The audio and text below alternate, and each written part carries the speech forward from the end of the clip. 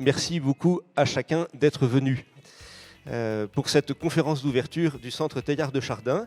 Et nous y voilà enfin. Voilà. Mais nous sommes heureux que l'Église puisse être présente ici dans un projet qui a une double vocation de dialogue, de conversation. D'un côté, une vocation pastorale, l'accueil des communautés chrétiennes du plateau, les communautés chrétiennes étudiantes, parce qu'il y a beaucoup d'étudiants, mais aussi les gens qui habitent là.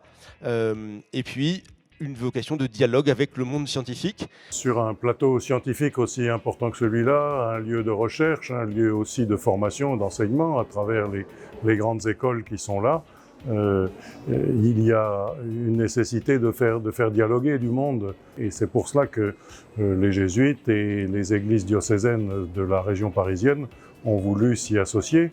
Dans le rassemblement de cette journée d'inauguration avec une conférence à plusieurs voix sur quel progrès peut être envisagé dans le monde d'aujourd'hui.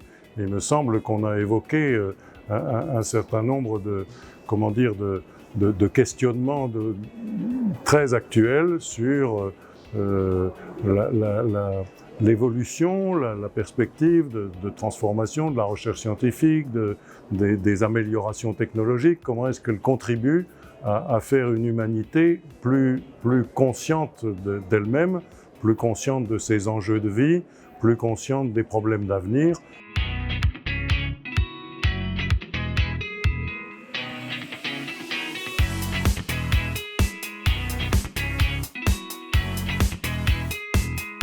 Inès Safi, je suis chercheure au CNRS en physique théorique sur le plateau Paris-Saclay. Alors ce centre est vraiment un lieu unique dans le paysage académique français. Il se situe sur le plateau Paris-Saclay, au centre de plusieurs grandes écoles, de laboratoires.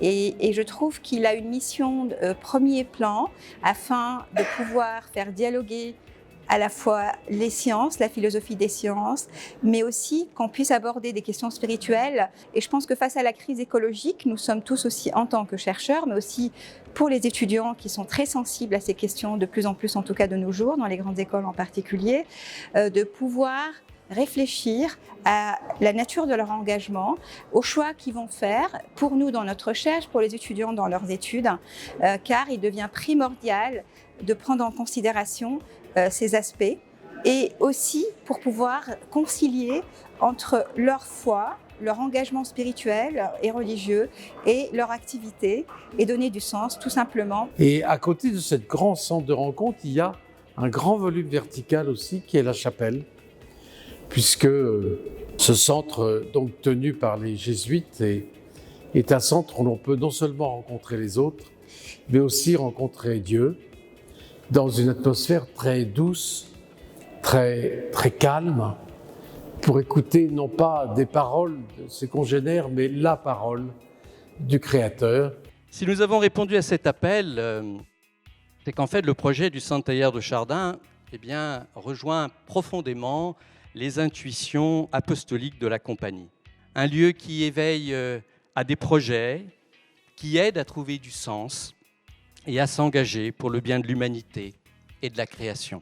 Je pense que c'est très heureux qu'il y ait ce centre qui ait été placé sous le patronage du Père Teilhard de Chardin, qui a été à la fois un grand chercheur scientifique, un philosophe et aussi un spirituel.